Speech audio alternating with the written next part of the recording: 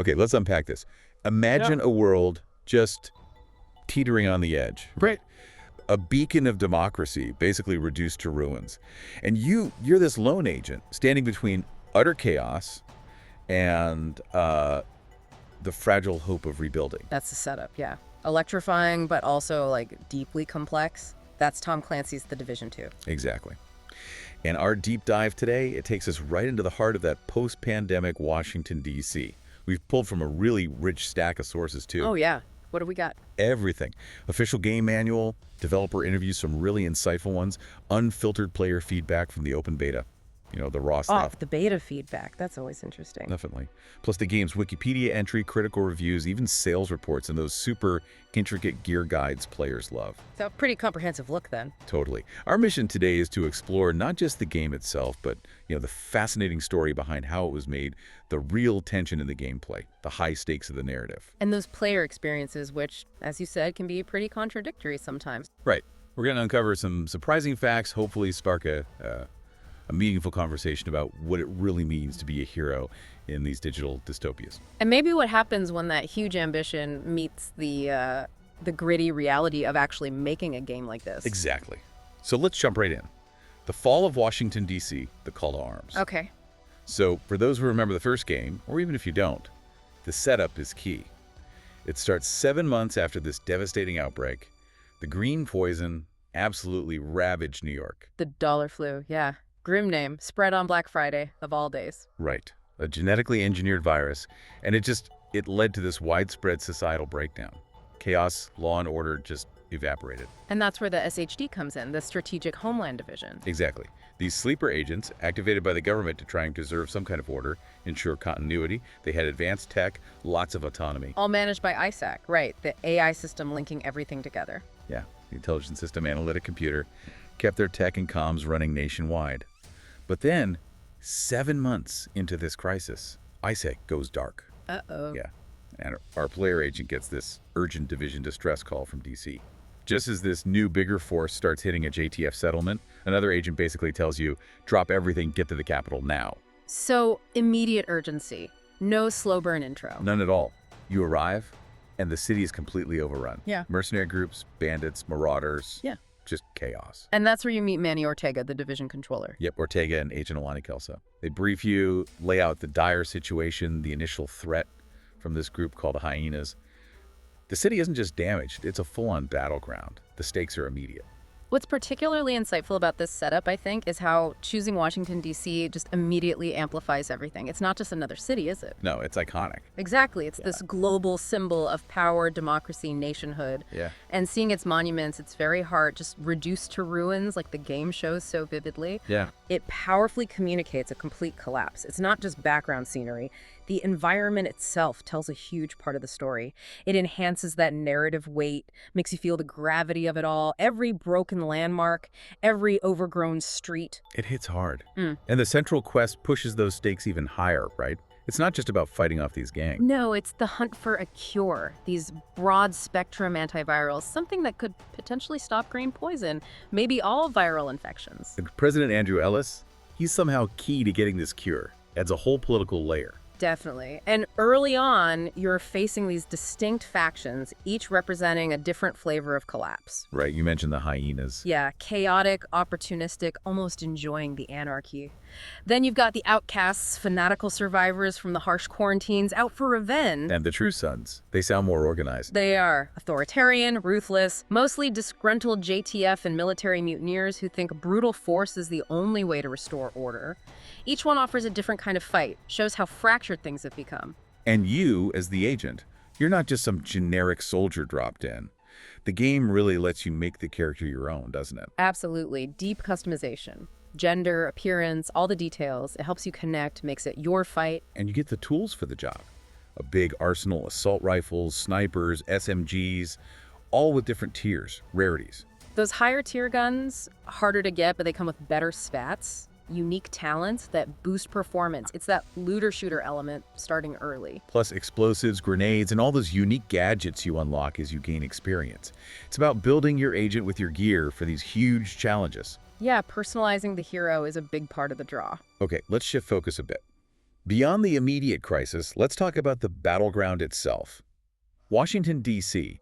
It's more than just a setting, it's like a character. Oh, absolutely. Massive entertainment really pulled off something special here. They called it a one-to-one recreation of DC. How do they even do that? They used Geographic Information System data, GIS, and LiDAR data. Basically, super detailed mapping tech. It creates this incredibly believable, immersive, open world. It's not just a backdrop, it's a meticulously crafted representation of a city mid-collapse. And it feels so different from the first game's New York, which was all snow and tight streets. Totally different vibe. DC has 6 distinct biomes.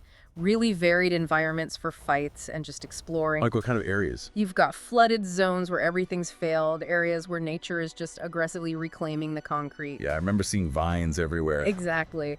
And then you're fighting through iconic spots like the Smithsonian Air and Space Museum, the Lincoln Memorial, even exploring a Cold War bunker somewhere. Wow. And because DC is more open, more spacious than Manhattan, they actually had to significantly improve the enemy AI. Right, they couldn't just funnel them down streets. No. Now they use terrain intelligently, they flank you, they act more aggressively. Combined with all the interior spaces you can fight in, every encounter feels, well, fresh, unpredictable, tactically engaging, keeps you on your toes. You really have to adapt. From a broader perspective, the developers weren't just, making a pretty map. They went deep into the realism, trying to evoke what a post-disaster society would feel like. How so? They consulted botanists seriously to figure out exactly how plants would reclaim an abandoned city. They talked to first responders, emergency management experts. Trying to understand the human side of breakdown. Precisely. They even drew inspiration from real disasters like Hurricane Katrina. You can feel that sense of despair, loss, but also those desperate, fragmented efforts to rebuild woven right into the environment. It adds this incredible depth, makes the fight feel grounded in something. Tangible, broken. A powerful statement about resilience, or maybe the lack of it when things fall apart. Makes you think about what actually lasts, Yeah, definitely. And you're not just fighting in this world. Yeah. You're actively shaping parts of it, Yeah. right? The rebuilding aspect. That's a key system. You're not just a soldier. You're helping rebuild. You recruit NPCs, bring supplies to settlements, complete these projects. And those projects give you rewards. Gear. XP. Yep, blueprints too. And as you upgrade settlements, they get better facilities, gear stashes, vendors, crucially, fast travel points, which you definitely need in a city that size. Makes sense. And there are side stories too, not just the main campaign. Oh yeah, lots of little narrative threads, like that library side mission where you retrieve the Declaration of Independence. Seriously, that's pretty cool. It is. Adds unique flavor, connects you to the history of the place, even amidst the ruins. It's about feeling your impact on that smaller human scale while the big fight rages on. So let's talk about who you're fighting, these factions. Who are they? What do they represent? You mentioned the first game had criticism about shooting like desperate civilians. Yeah, the factions in Division 1 rioters, escaped prisoners, even sanitation workers turned bad. It felt a bit uncomfortable sometimes, like you were putting down people who were just trying to survive. So Division 2 changed that. It took a different approach. The factions here are more overtly militaristic, more ideologically driven. You've got the hyenas, opportunistic raiders loving the chaos. The True Sons, that ruthless paramilitary group imposing their own brutal order. Led by former JTF officers. Exactly. And the outcasts, those fanatical survivors seeking violent revenge for how they were treated in quarantine. Each one has its own distinct combat AI too. To make them feel different to fight. Yeah, establishes their identity, enhances the tactical side. You can't use the same strategy against the hyenas rushing you as you do against the True Sons setting up fortified positions. Right, keeps you thinking. Now, this brings us to something interesting.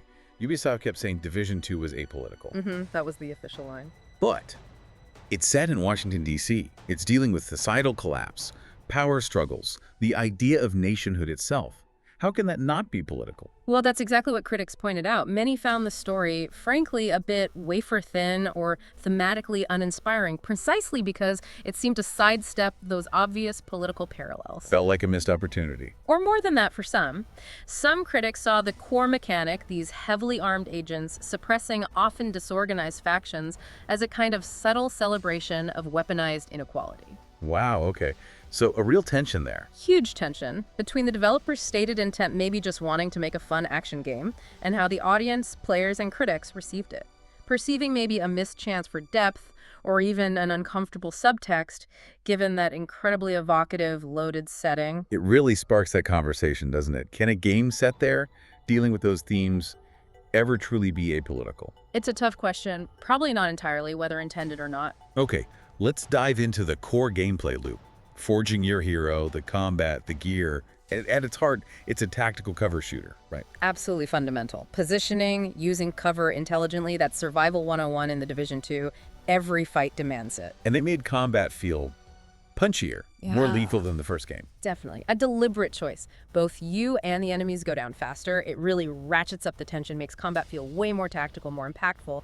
Every bullet counts. Higher risk, higher reward. Exactly. And it's enhanced by these really elaborate visible combat animations, gives real weight and consequence to your actions. The game manual actually gives some pretty essential starting tips, doesn't it? Stuff that underlines this whole philosophy. Yeah, things like use covers wisely. Sounds basic, but it means constantly moving, being aware, using the environment, not just sticking to one spot. Keep an eye on the minimap. Crucial for avoiding flanks, spotting pickups. Fire short, accurate bursts. Aiming for weak points heads, those exploding ammo pouches on some enemies. Especially vital on harder difficulties. Use active abilities. Don't just sit on your turret or drone cooldowns. Use them strategically. Cooperate with teammates. Teamwork isn't just nice, it's often essential. Covering each other, focusing fire. Revive down teammates. That critical 60-second window before they're out for the count in that fight, huge pressure. Yeah, you can't leave people down. Use grenades strategically, flushing enemies, breaking up groups, not just saving them for a rainy day that never comes.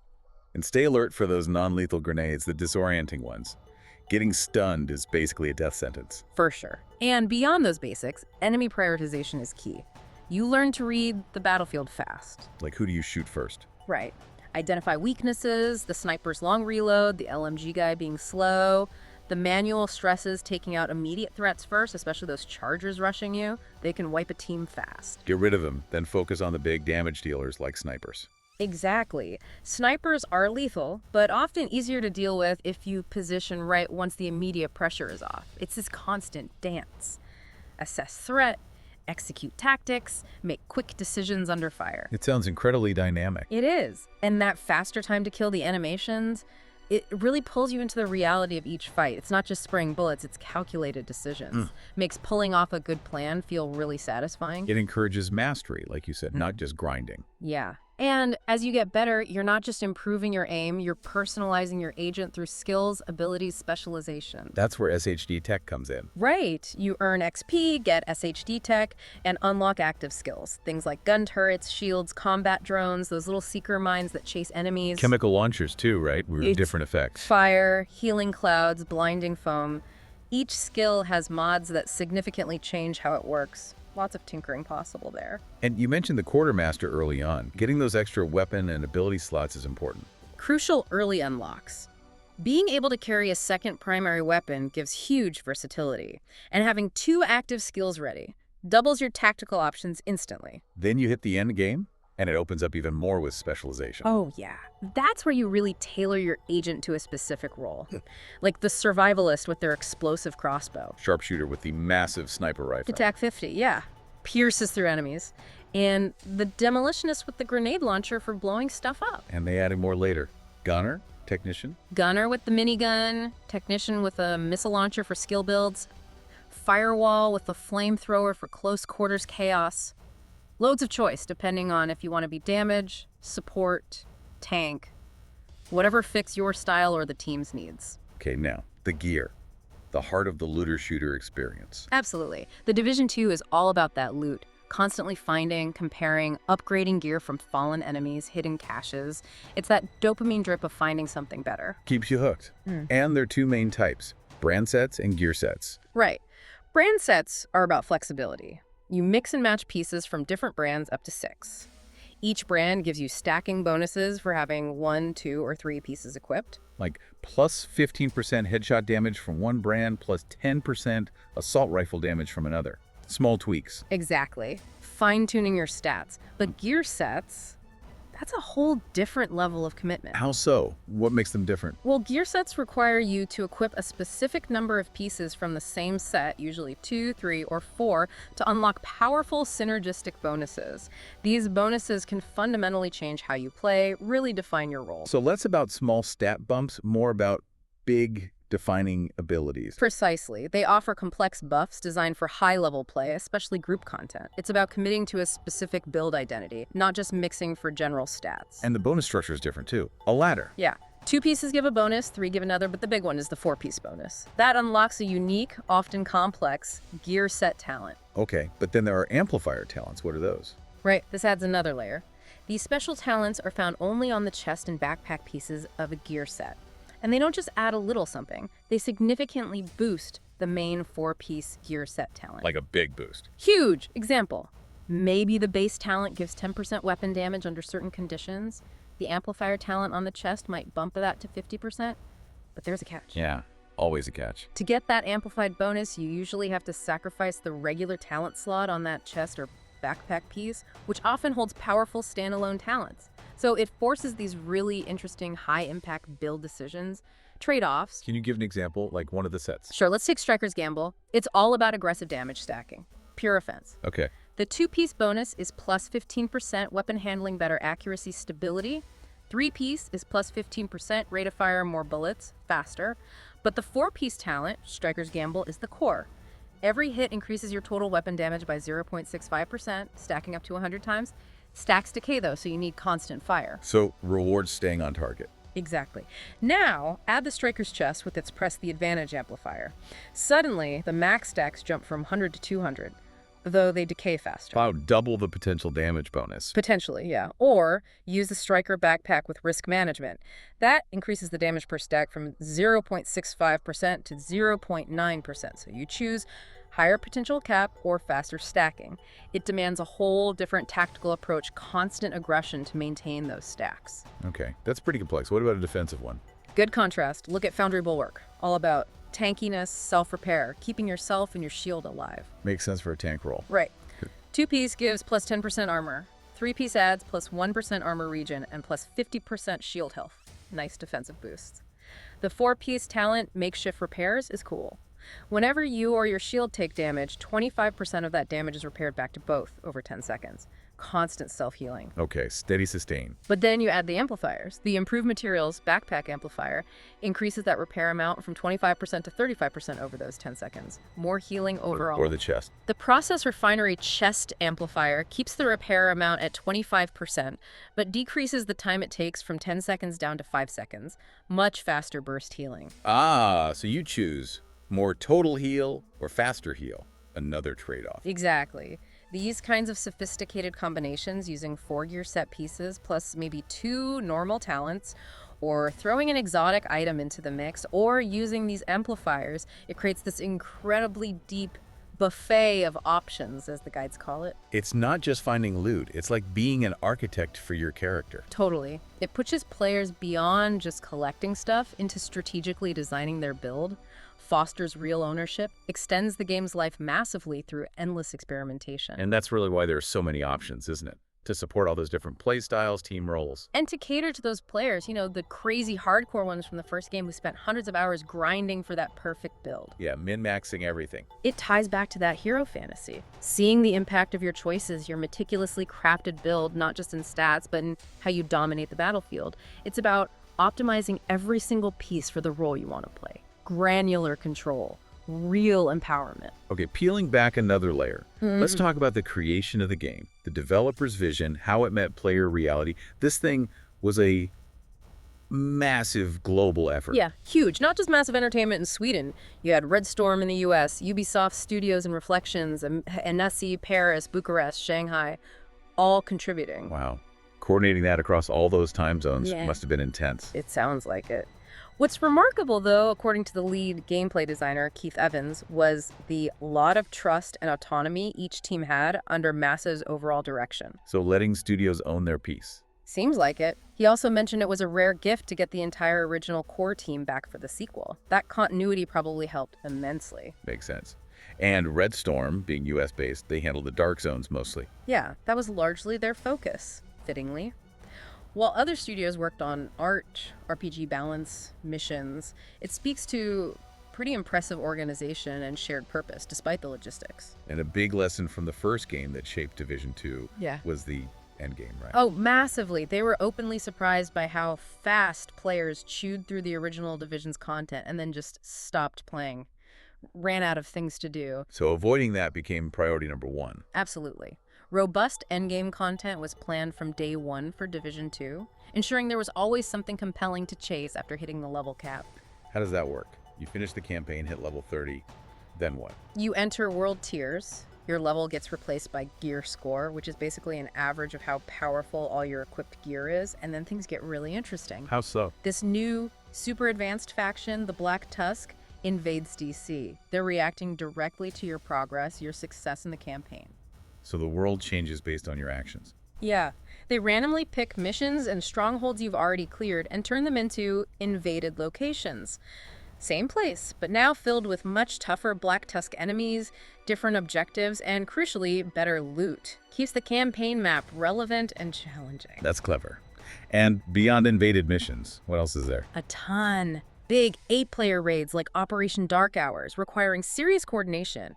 The Summit, climbing a 100-story skyscraper with increasing difficulty. Countdown, a frantic timed mission to stabilize a power plant. And Descent. That sounds different. It is. It's a roguelike mode. Randomized challenges, you start fresh each time, offers a totally different kind of experience. Basically, lots of ways to keep testing your build and skills long after the credits roll. Okay, this next bit. This always sparks debate, the dark zones. Ubisoft called them a social experiment. That was their term, yeah. Places where cooperation and betrayal are equally possible. High risk, high reward. Designed to create tension, moral choices. How did they change from the first game? Division 1 had one big DZ, right? PvPvE. Right. Player versus environment. All mixed together. For Division 2, they split it into 3 distinct smaller zones. Union Station area, the waterfront, Georgetown, each with a different feel. And they added normalization. What's that? To make PvP feel fairer, less dependent on having the absolute best gear grinded out for months. Normalization basically equalized player stats within the regular Dark Zones, so gun skill and tactics mattered more. But for the hardcore crowd? For them, they introduced occupied Dark Zones. These rotate, they have no normalization, and they strip away a lot of the UI feedback telling you who's friendly and who's gone rogue. Much more paranoid, tense, unpredictable, anything goes. And how does the rogue system itself work? How do you become rogue? Several ways. Just breaking open a locked chest or stealing a supply drop flags you as rogue, basically signaling hostile intent. If you actually eliminate another player, you become disavowed, and everyone nearby gets alerted. Puts a target on your back? Big time. Kill more players while disavowed, and you escalate to manhunt rogue.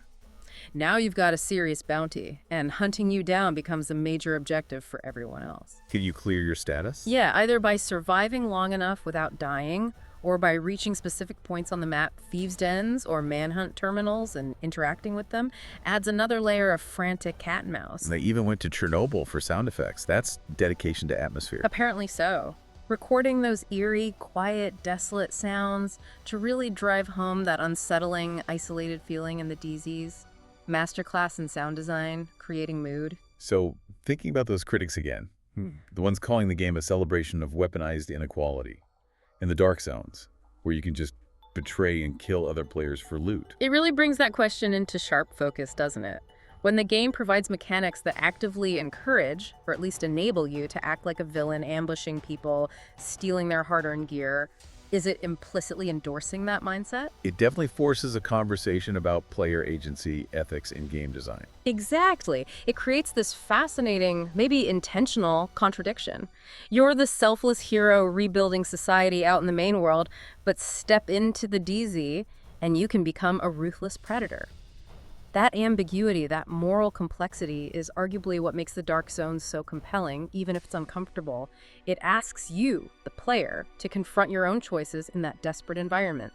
What kind of hero are you going to be when the rules loosen? Yeah, that's a lot to think about. So why are we so drawn to these dystopias? Yeah. Trying to save worlds on the brink, like in Division 2? Well, Keith Evans, the lead gameplay designer, had a pretty direct take on it. He said, everyone wants to be the hero, and our game is all about that. Simple as that? Maybe not quite that simple. He elaborated, saying that in Division 2 particularly, it's about seeing the impact of your choices on the world, not just being a generic hero, but actively helping civilians, watching settlements grow because of your actions, being central to that rebuilding story. So it connects the gameplay loop, the shooting, the looting, getting stronger, to something more emotional. I think so. It ties that power climb to a deeper psychological draw. Your impact isn't just better gear, it's seeing the world change, even slightly, because of you. It feeds that desire to be a force for good, to impose order on chaos, even in a fictional, broken world, especially when that world reflects some of our own real-world anxieties. Makes sense. Okay, let's shift to the launch itself. Launching into the unknown. That open beta just 2 weeks before release. Sounds like it was rough. It was an intense crucible. The community, especially on Reddit, just lit up with reports, bugs, performance issues, created a lot of pre-launch tension and anxiety. What were the biggest complaints? Audio seemed like a huge one. Massive. Glitches, static, sound just cutting out entirely during fights, gun sounds getting stuck, missing reload cues. People were saying it was unplayable without audio feedback, which in a shooter is critical. Some said it was worse than the closed beta even. Yeah, that was a common sentiment. People playing like they were deaf in crucial missions. You can imagine how frustrating and frankly difficult that makes things. And visual problems too. Yeah. UI issues. Loads. Invisible walls blocking progress. That Grand Washington Hotel mission elevator became infamous. UI being fuzzy, weird orange effects causing eye strain. Incorrect lighting rooms too bright or areas blown out. Missing textures. Fonts too small on big TVs. Underground areas so dark you couldn't see locks or items. Not just small stuff then, stuff that actively stopped you playing or made it really hard. Exactly. And performance and stability were big red flags too. Frequent crashes, system freezes, even blue screens of death reported. Stuttering, hitching, especially with DirectX 12. Weird CPU usage problems, memory errors. For many, it just wasn't stable. Sounds like a mess. And user experience, UX frustrations, clunky menus. Yep. Things like needing to double-click in menus felt off. No direct quick game option, had to log out first, which just felt unpolished. Weapon mod menus weren't intuitive on controllers, and the mods themselves often had negatives that felt like nerfs, punishing customization. Just adding friction everywhere. Pretty much. And then network problems on top of it all. Those Delta 03 and Delta 04 errors kicking people out constantly, especially at critical moments like starting a mission or logging in an endgame character. Some literally called it completely unplayable. So, just 2 weeks from launch. Yeah. Massive anxiety. People wondering if they could possibly fix all that in time. Hesitation to pre-order. Widespread doubt and frustration. Yeah. It was a real trial by fire before the game even officially hit the shelves. Okay, so despite those beta problems, Yeah. the sales story is kind of weird, isn't it? Paradoxical. It really is. On one hand, Ubisoft comes out swinging, claiming Division 2 was the best-selling game of 2019 worldwide, citing all these market research firms, plus their own data. Sounds like a huge success. But then, almost in the same breath, came the contradictory info. Console sales failed to meet expectations. PC sales, however, were strong, surprisingly in line with the first game. So, which is it? Bestseller or console disappointment? Makes you question how they define success. Exactly. And the PC situation had another wrinkle.